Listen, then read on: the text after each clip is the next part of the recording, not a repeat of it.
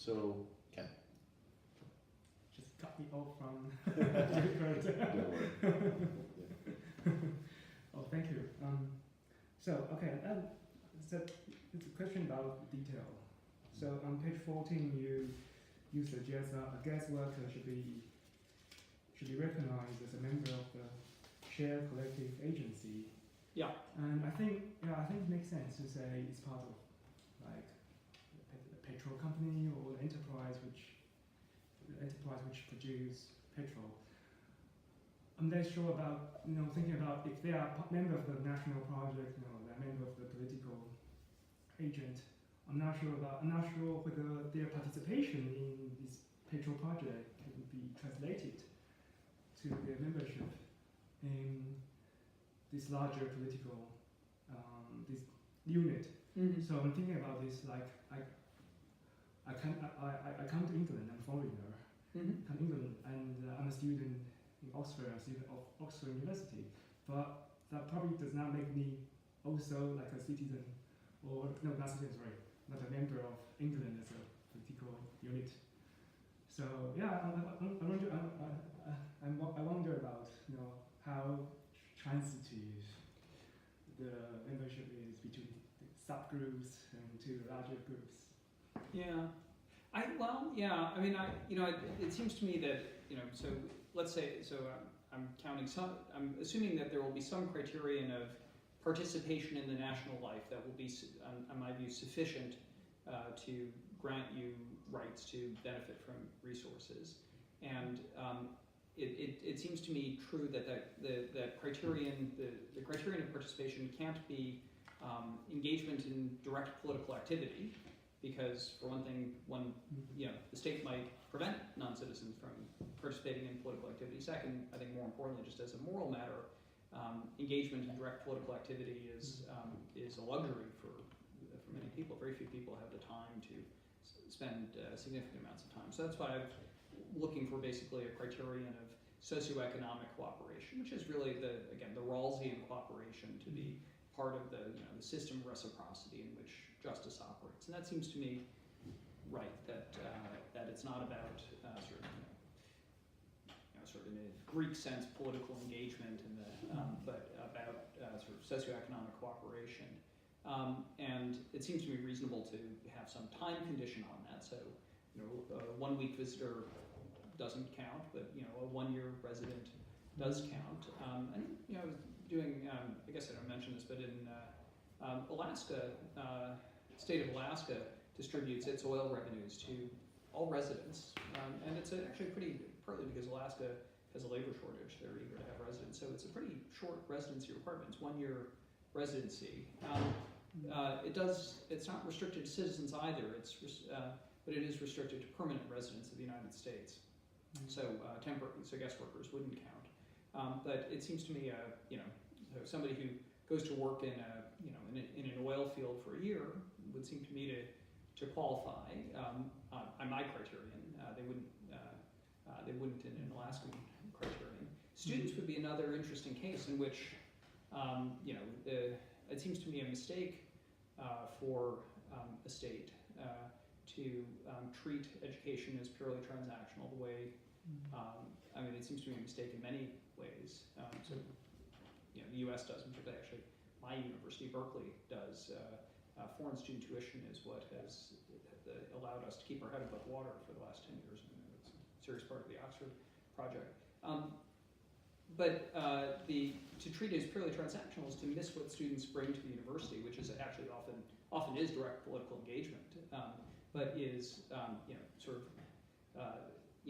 very profound socio-cultural interaction, socio-political interaction, often particularly for those in the sciences, economic interaction, where it's a direct contribution to the educating nations' sort of wealth and resources. So it seems to me that students should have rights to participate in resource benefits. I don't take it up here. I think, as a general matter, that non-citizen residents, should have rights to vote in local matters. But that's I have in general a kind of stakeholder view of voting, that if you're not quite interest affected, I think that's too broad, but if you have a kind of durable stake in an institution, so it seems to me non-citizens should be able to vote in school board elections and various forms of city government elections.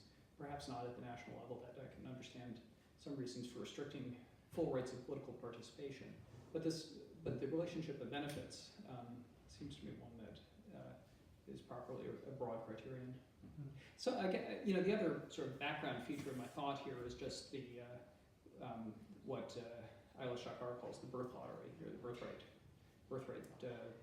lottery.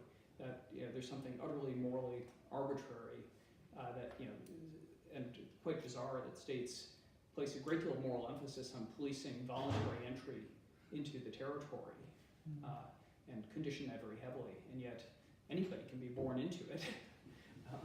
There's no, and it would seem wrong to exclude anybody born into a territory. I mean, some states do try to exclude those born into a territory, but my country, which has blood citizenship, which has soil citizenship, is extremely moralistic about those who cross the border voluntarily, and utterly unmoralistic in a sense about those born in.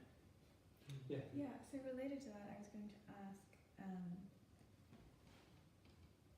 So under that definition, couldn't that kind of exacerbate regional inequalities? So let's say you have somewhere like Berkeley where property values are high and there is high natural resource value, and people move in and they can reap the benefits of that. Whereas other places where there is environmental pollution, there's fewer resources, they can benefit less. And do you know what I mean? Well, it exacerbates. I don't know that it exacerbates anything. It doesn't. So let's say within a city that has kind of profitable natural resources, you can gain off of that, but then how is that then shared with other regions that have fewer? Yeah, I guess. Well, so I guess there are two things. One is I didn't say anything here. Large states, should they be able to condition access to resource benefits on a sub-state, using state in the international sense, sub-state basis? So, should Australia be able to, restrict benefits to, residents of Perth, or is it required to distribute those nationally? Does Alaska have a claim to claim its resources stopping at the state border? I mean, for historical reasons, that's inevitable in America, but is that just? It seems to me sub-state boundaries don't provide the right, a morally justified boundary for limiting resource distribution. It seems to me, a Mississippian has the right to Alaskan oil. I mean, the national border seems to be a much more meaningful border. What a sort of a nationalist position like this is essentially a nationalist position against a cosmopolitan alternative does, is it certainly doesn't help the case of global inequality. I think there are separate claims of global redistribution that are made. I don't think that I don't think they're inconsistent with a certain kind of nationalism. This is again basically a Rawlsian model that it allows for some redistribution but doesn't move to a full global difference principle. So I think there's so it doesn't ameliorate global inequality the way, if it could be implemented, sort of pure cosmopolitanism does. I suppose it might exacerbate things by creating a sort of drain of humans from poor states, not just resource poor, but poor states, because not only do they have have an interest in moving to a better economy, but perhaps they might have an interest in moving to a state with simply more resources. So states that are poor in resources and poor economically, apart from resources, will lose those citizens who have the resources to move as well. So it could make global inequality worse. Yeah. Is that where you were? Yeah, I was thinking more locally. Yeah, I mean, it's not. I mean, it seems to me compared to kind of the brain drain issues already, the sort of the natural resource that you can benefit from natural resources, I would guess would be a fairly marginal effect on the other overwhelming push and pull incentives in international migration. I'm assuming that there will be some controls on borders as well.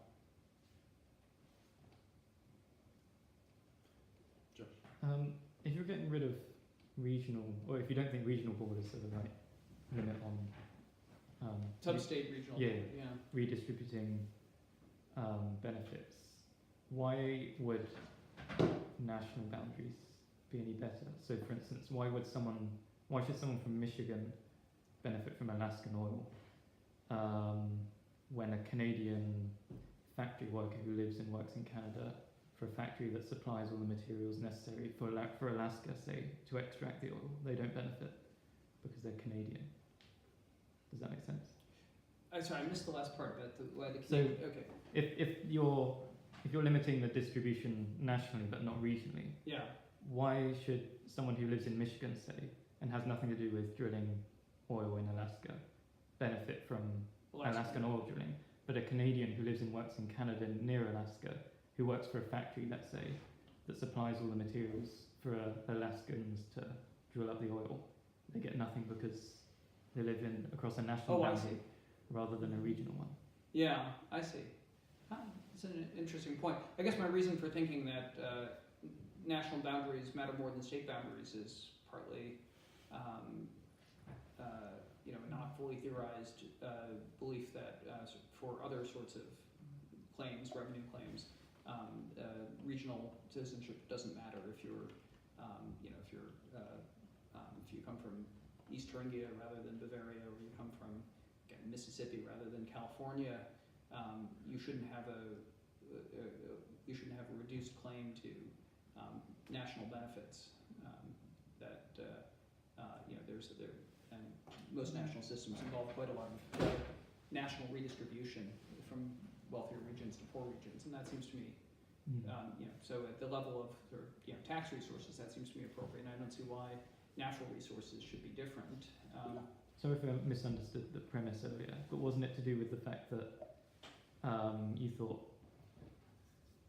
some non-citizens like denizens contribute in a way that should make them eligible for benefits? Yes. By being involved in the exploitation of the natural resources? Well, not necessarily, but I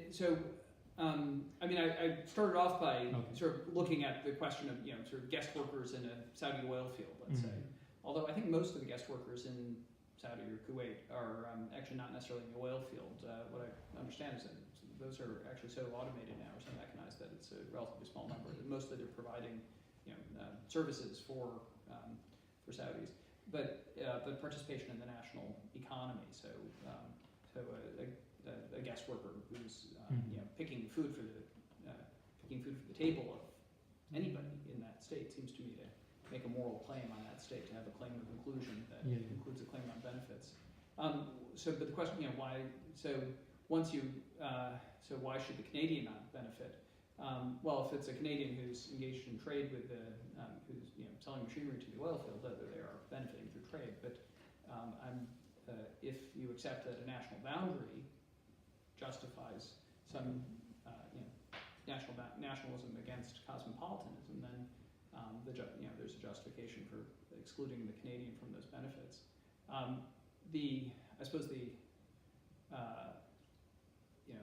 An alternative position would be to say, those who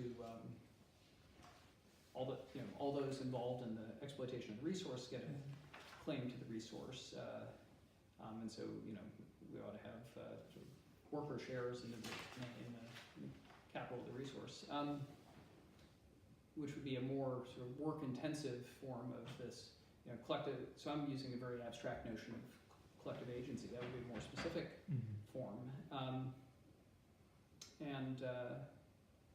I guess the way I would handle that as to treat it would be to say that the system of ideally competitive wages within that for the resource will result in some extra benefit for those who are involved, and we should make sure that there's not discrimination between citizens and non-citizens in that wage structure, but that the common heritage of the state should be returned to all those in the state without.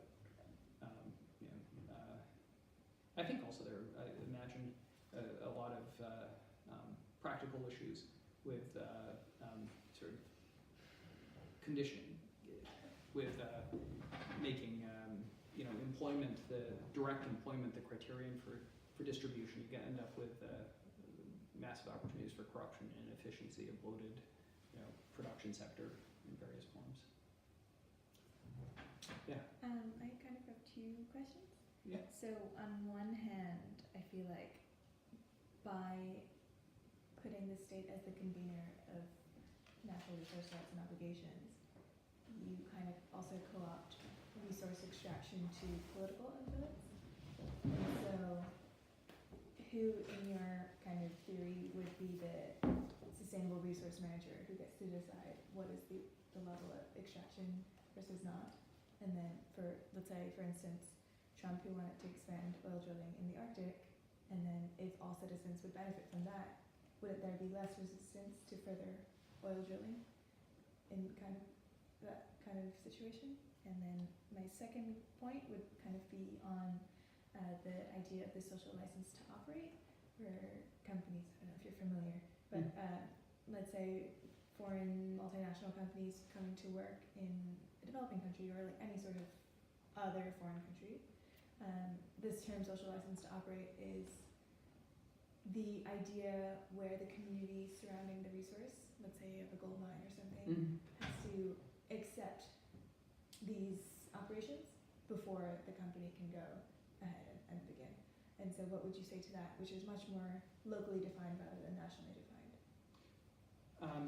Sorry, I think maybe it's the jet lag kicking in. So your first question was the political corruption at the national political, level, yeah, resource political extraction? corruption, the resource.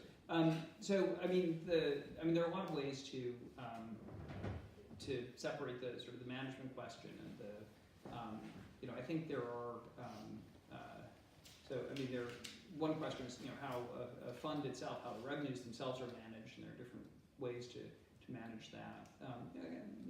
The Norwegian model, I think, works fairly well. So I don't know how. So the Norwegian model, there's, I believe, I don't know how much direct. There's environmental controls over drilling, but I don't know how much state control there is over the. If the Ministry of Oil can snap their fingers and say we're going to produce at X amount. There's a royalty paid by private actors to extract the resource, and there may be some production cap that's set at the national level, but it's private actors who are deciding whether at the level of royalty that's set it's economically feasible. So you have a bargain between politically accountable to oil ministers and oil ministry and private actors who are deciding, and that's resulting in the production level. And then there's a separate political question about how those revenues are managed. Are they spent as they come in, or do we move to, again, the Norwegian model spends only the return on the investment fund. So all royalties are put into an investment fund, and then the return on the investment fund is what's managed. So you sort of lock away the revenues.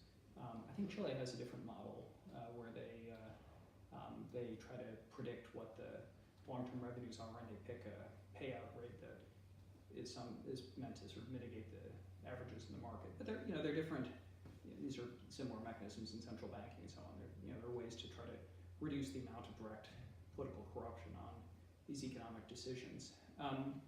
But there's certainly no requirement that the government be the direct exploiter of the oil fields, or that move to a sort of Venezuelan model where the government, and we want to build in a lot of insulation so the government can't directly control the level of exploitation of the resource in order to manage its popularity.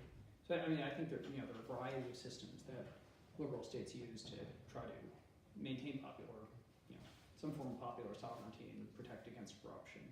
I'm sorry, not corruption, but co-option. Well, it depends a little bit on. Let's say popular sovereignty, the popular vote wants more resource extraction, which might not be environmentally good or sustainable. What do you do in that sort of situation? Yeah, in some sense, one person's co-option is another person's value difference.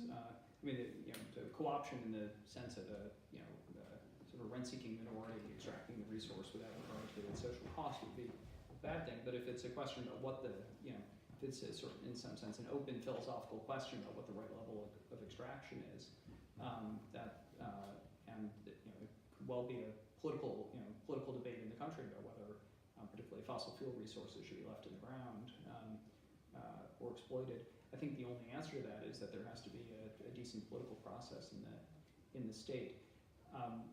That's in a way a bigger question than I'm asking here, but I do believe that you need various forms of democratic decision making to govern fundamental questions about whether or not fossil fuels should be exploited,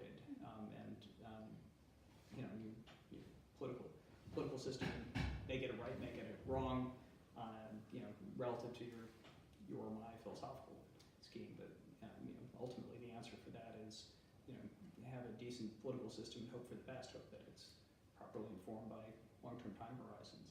So there's no, co-option is always a problem, but I think again, the Norwegian model I think provides some reason for hope. Although they are pumping oil out of the ground, they're aiming to reduce the amount of fuel extraction. I believe they've made some recent decisions to try to aim for, they're not trying to fully exploit their oil resources because of concerns about global warming. So I think there's room to hope for a political process. On the social license to operate, right? Many of the processes we're talking about are enormously destructive of the human environment and the local, the natural environment.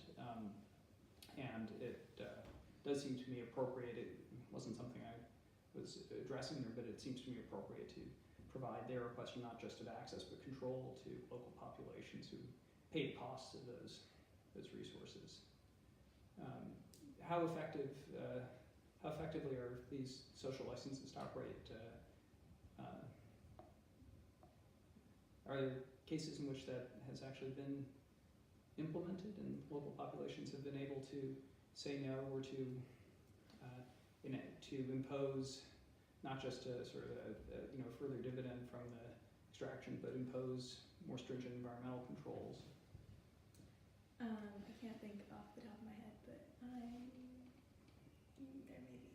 Seems like a good idea, yeah. Someone else will jump in.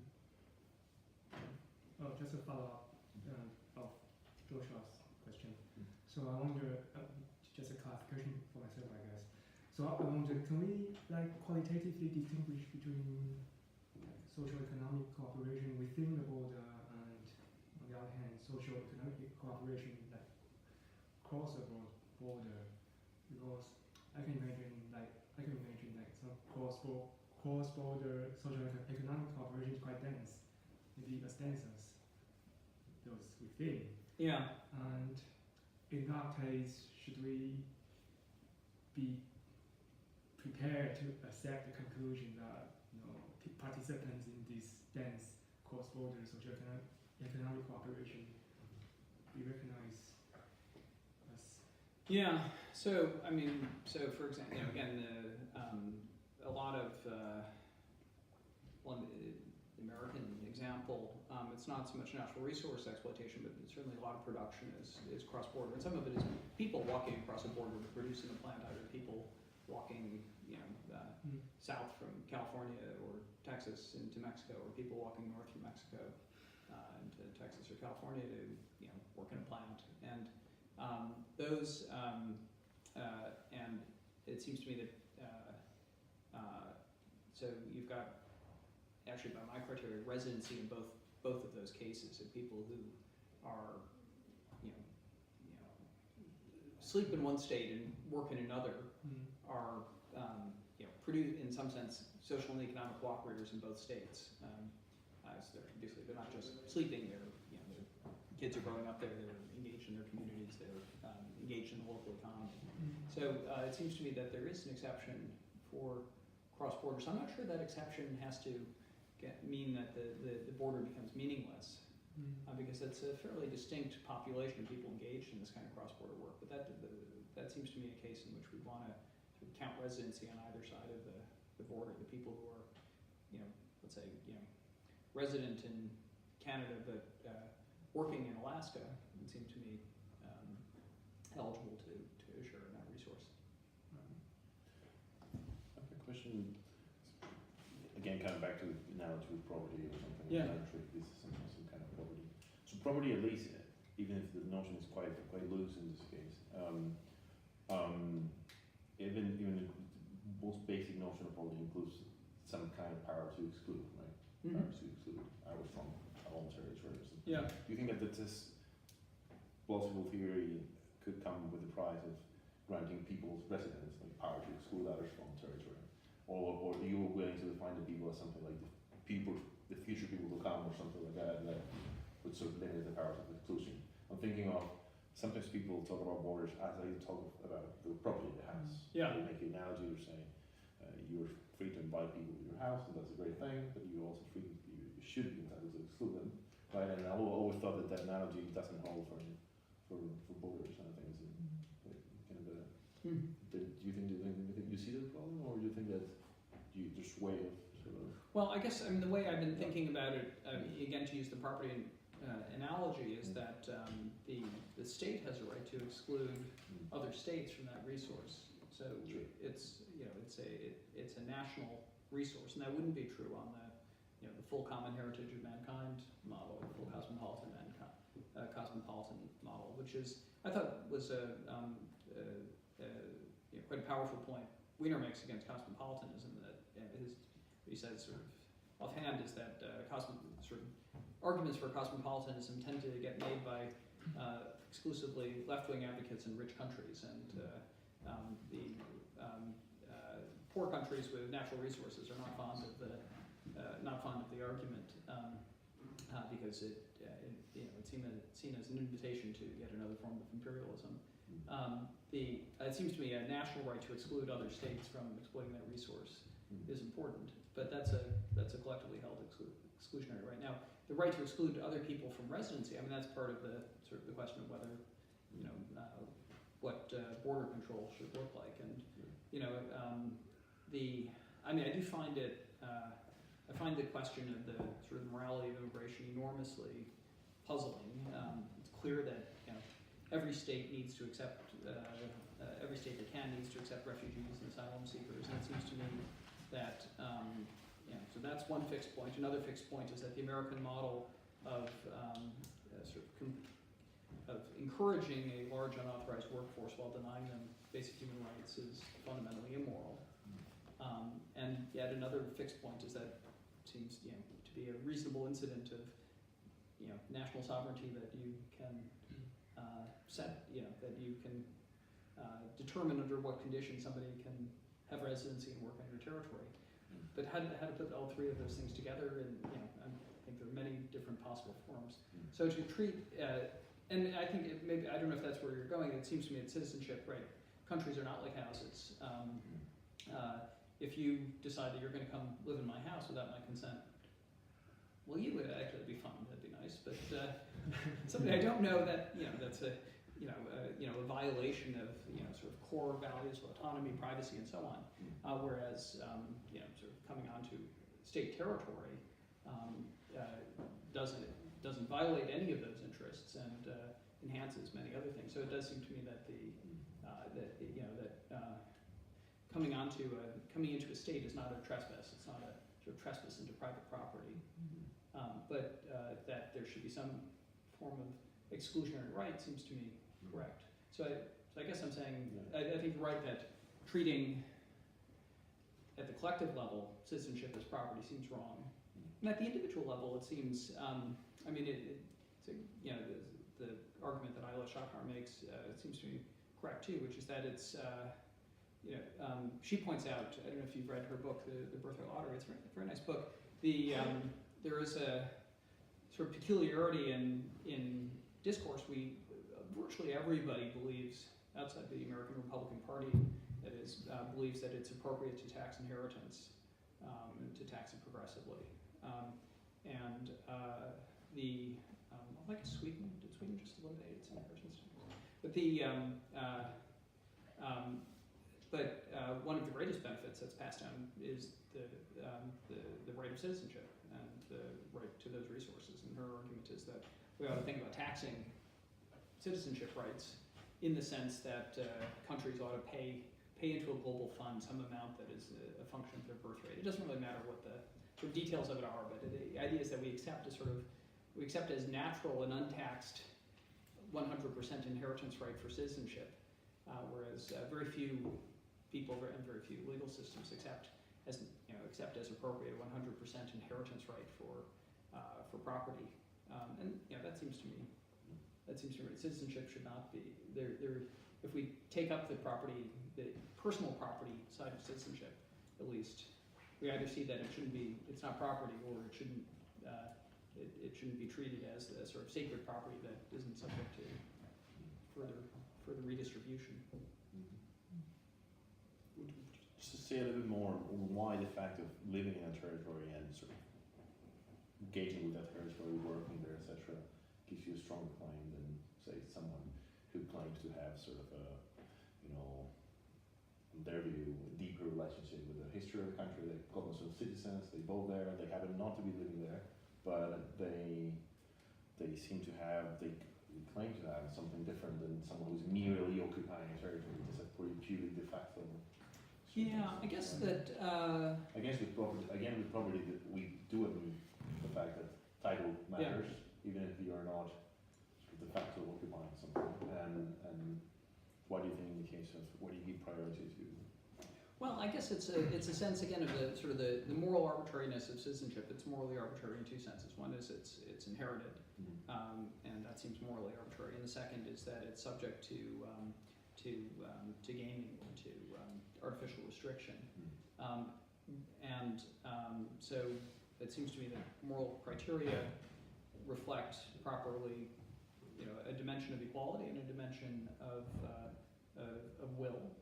So the moral entitlements come from ensuring that there's some dimension of equality, but I stop short of cosmopolitan equality. But the equality has to be favored along some dimension. The second one is that the individuals are doing something that gives them a claim to a resource. In the case of Tanya, what they're doing is participating in a sort of culture and an economy.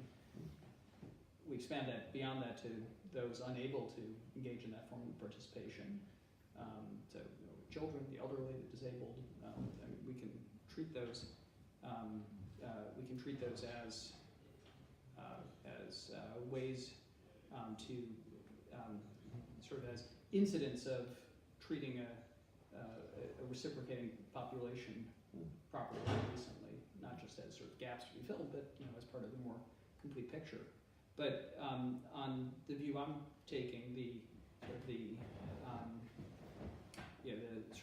child of expatriates and the expatriates themselves don't have a claim to this natural resource. They might have a citizenship claim, they have a right to a passport and right to return, but to the extent they're not participating by choice in this, they're resting simply on the kind of the artificial criterion, the morally arbitrary criterion of birth or birth at some point, and so they don't have a claim to the resource. So do you still get a check from Chilean copper? No, not at all. But do you think that citizens? I mean, if you extend the argument to everything that someone might claim from a state, that citizenship just itself is more than arbitrary. You think we should still preserve it for other things, maybe not from natural resources, right? Yeah. Voting rights, say, whatever.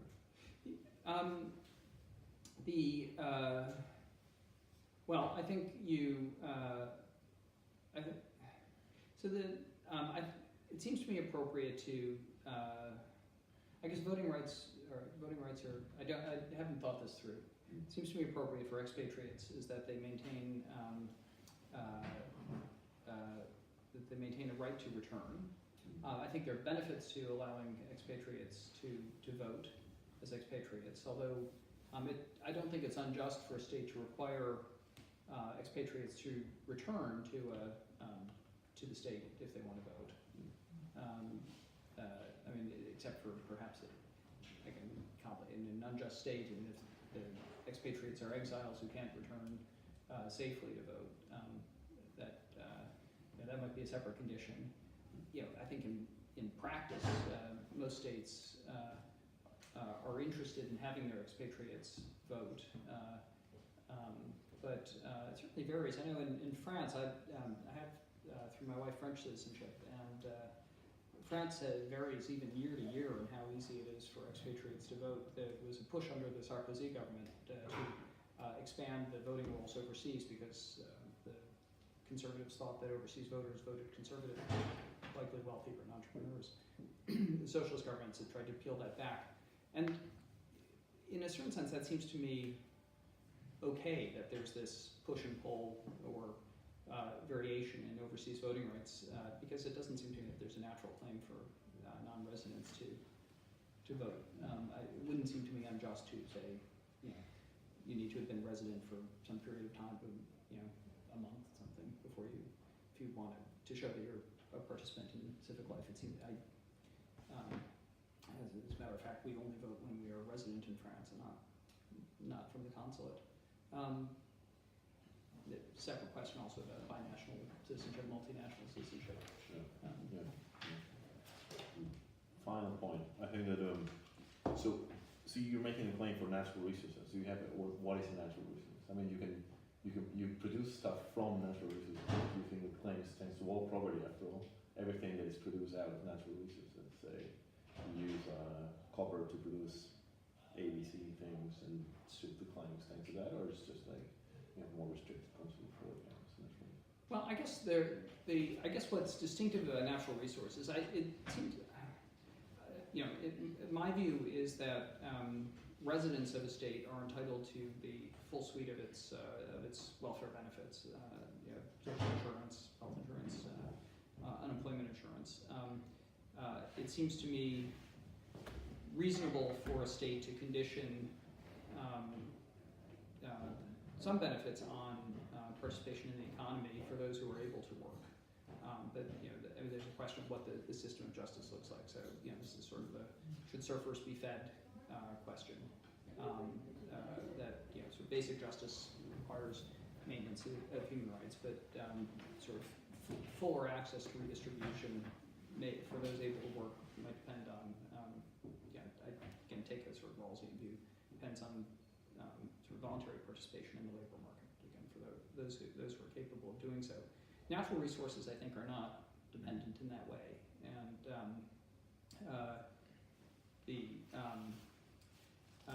and so a share of natural resources. In one sense, it's dependent for I'm saying that residents who are working on guest workers and the like aren't entitled. They're already working, but the claim comes from their comes from their participating in the economy. But we might distinguish between their claims to those natural resources. Certainly, first, we scratched everything I just said. I was just at a conceptual level. It seems to me that shares of natural resources have a different distributed rationale than perhaps some form of welfare benefits. But I guess for the population I'm trying to expand the claim to, guest workers, it actually amounts to the same thing. Sorry about that. Any question? Or is there any other issues topic you would like to say? I'm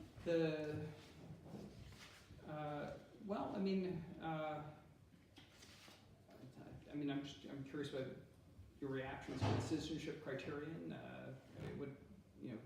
Do you think it's implausible to extend it beyond citizenship? Do you think sometimes when I've talked about this with more philosophical audiences, and I think Leif has had the same issue with when he's presented the book.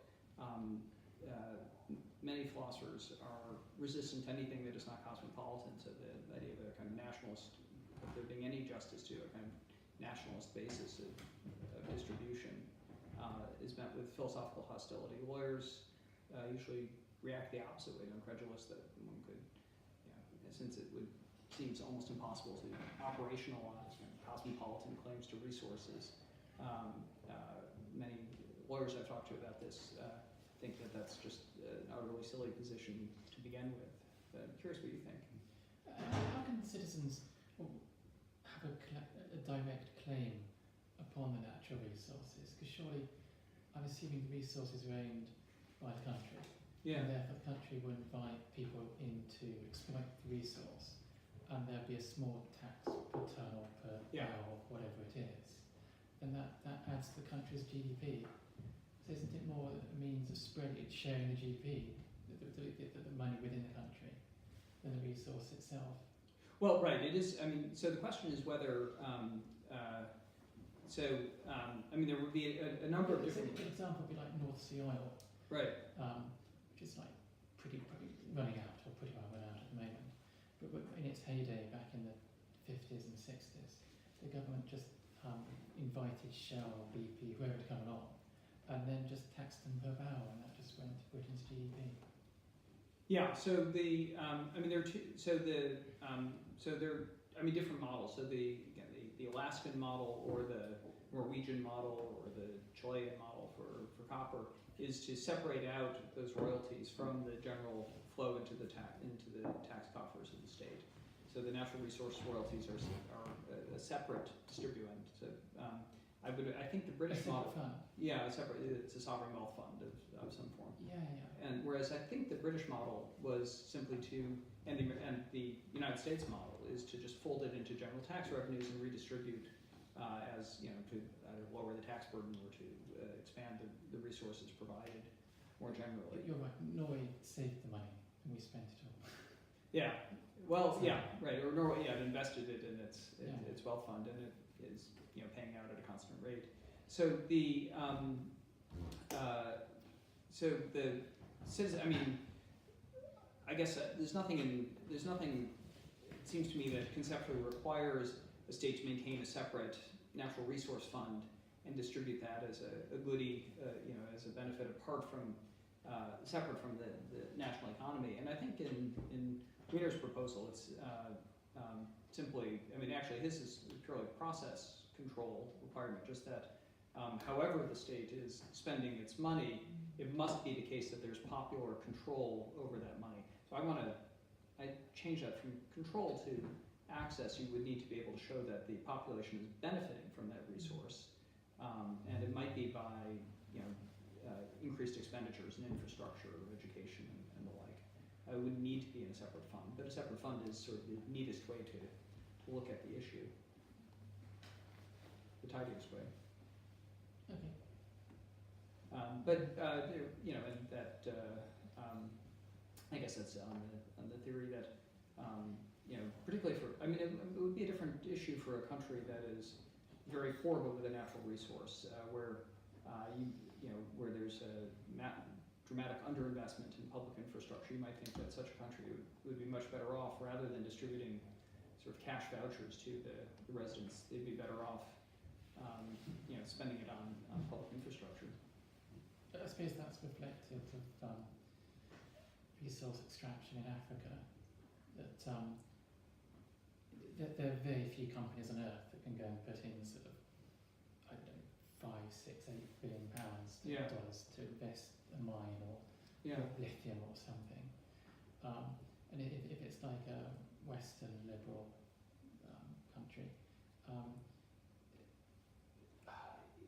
they have to look at how the country in Africa might be run and who benefits from the money from that resource, whereas China might go and just look at it purely on investment term. Mm-hmm. They don't mind who owns the investment or what happens afterwards. Mm-hmm. And so the Western companies are all being left out, and so the China's Exim Bank are doing it all. Because the Western countries are avoiding it for moral and political reasons, you're saying, or avoiding the investment because... Well, if the country isn't a democracy, it's then difficult to invest ethically, if not probably impossible. But you're saying that's currently that's true. I'm not sure that there are investments.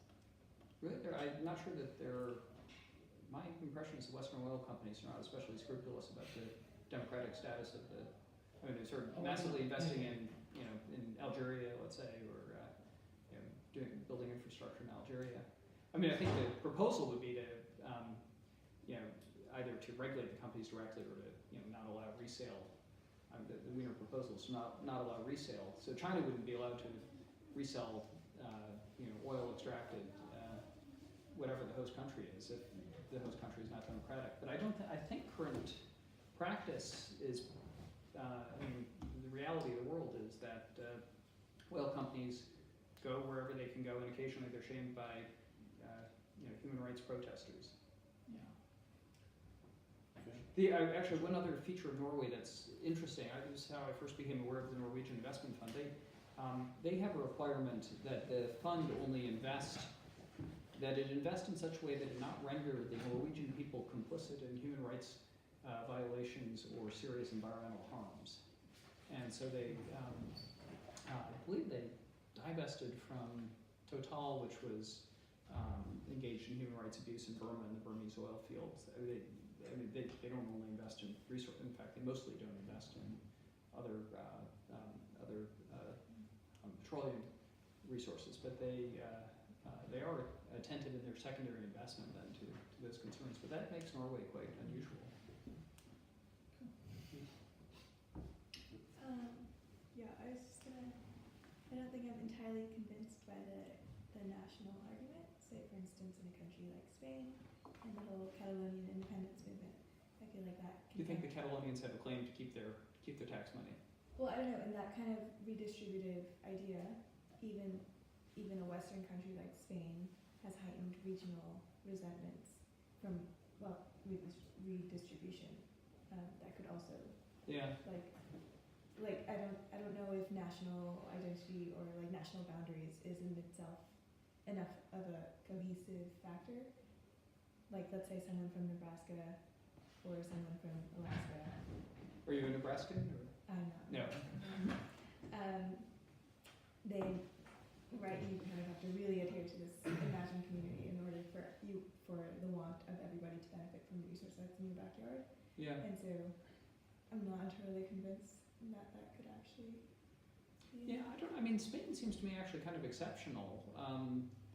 Italy is not, Italy hasn't been Italy for that long, but I suppose some of the populace, actually I'm not even sure if in Italian politics now the complaints are about redistribution from north to south. Italy is engaged in massive redistribution from north to south as part of the general political bargain without Spain. Partly in Spain, the fact of linguistic minorities sort of increases certainly dramatically increases the possibility of political separation. My son's new girlfriend is a Catalan separatist, so I've been sort of debating with her through him about this, because it doesn't seem to me that the Catalonians have much of a claim to oppression. It seems to be mainly a complaint about taxes flowing south. So Spain seems to be actually a somewhat unusual case. Nebraskans are very happy to accept hurricane and flood relief paid for by New Yorkers and Californians. Yeah, California, New York. Yeah, and that seems to be a central feature of a nation. If it's going to maintain various forms of cultural diversity, linguistic diversity, ideally, it's going to accept lots of flows, and that I think. Again, in American politics, Puerto Rico is I suppose, been a complicated case, but Trump's attack on Puerto Rico as a recipient of hurricane aid, I think strikes many people as beyond even ordinary, as beyond the pale of that it is essentially racist, and that various forms of regional redistribution are a natural part of American politics. So I think, again, Spain seems to be a somewhat unusual case. Josh? Even without the resentment, though, regional resentment, as you get more local, there's probably going to be more higher level of social cooperation, right? Yeah. Would it follow then that the more local you get, the better your claim? Yeah, this is a general. This is part of. I think of as the general argument for cosmopolitanism, which is that for a global difference principle is that if you think that social and economic cooperation is what's important, that tends to be the claim is that it's as frequently cross-border as it is intra-border.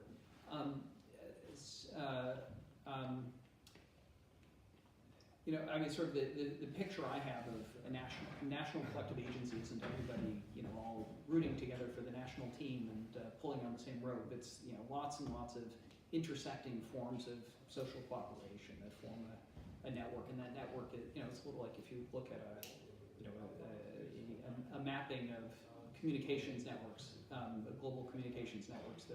The networks are densest within national borders, but they of course they expand, and the national boundary seems to me, although it cuts off some of those connections, it reflects the increased density within boundaries as a historical accident of what those boundaries are. Yeah, but then, so I was thinking then if you just take the national boundaries, and then look within that, you're also then going to have the same thing played out again in that within the nation you're going to have more dense areas of corporations over a town or a big city compared to the rural.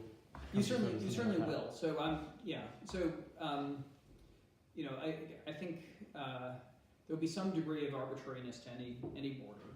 Defending a border against no border at all, and I think there's relatively speaking less arbitrariness to the national border than the regional border. But it's true that if I sort of want to extract from my quite vague idea of collective participation. I mean, I wanted to be vague because I wanted to pick up as many people as possible. But to the extent I want to rely on that, it's going to push me towards more localism. That's certainly something I need to work out in the argument. I think that's a fair point. There's also political participation, right? I mean, different people in the country have different levels of political participation. So if you factor in different forms of participation, then the calculation of benefits can be a bit messy. Yeah. So that's why I want the criterion to be vague, so it's not too sensitive to who has the luxury of political participation, who and so on. But I guess what I want is a pre-political condition, again, because political participation seems to me luck dependent on who can engage on it, and then as a formal matter, it's too positive a criterion. I want a moral criterion that can justify the politics, not a politics that justifies the moral criterion. So I don't want political participation to be the relevant factor. What I want is, I guess what I'm calling, interdependence, reciprocity, cooperation, socioeconomic cooperation. Just for the question, do you think it's important to distinguish between simple cooperation, and cooperation more precisely as group action? I noticed some writers, they think it's important to distinguish a special intention that the act should be done as precisely a group act. So an extra agent has to be intended. Who are you thinking about? Which writers? Margaret Gilbert? I thought about John Garner, but probably he cited someone else. Yeah, I'm trying to think what John's take on that is. I have my own view on that, right? I mean, there are a number of different views. So there's one version of it is associated with John Searle, which is that when people cooperate, they have what Searle calls a we intention. We're doing this, and therefore I'm going to do that. Then there are more reductive versions in which, so Michael Bratman has had the view that social cooperation is built up of individuals each intending to do something with certain conditions in place that involve certain kinds of interaction. I defended as what I think of as an intermediate view, which is that cooperation comes from individuals orienting themselves. I call it, here I talk about in terms of what I call participatory intentions, but individuals doing their parts of a collective scheme. So it's not that we're cooperating when I think we're doing this, but I think we're cooperating when each of us thinks, I'm doing this as part of a collective goal or a collective project. So cooperation isn't just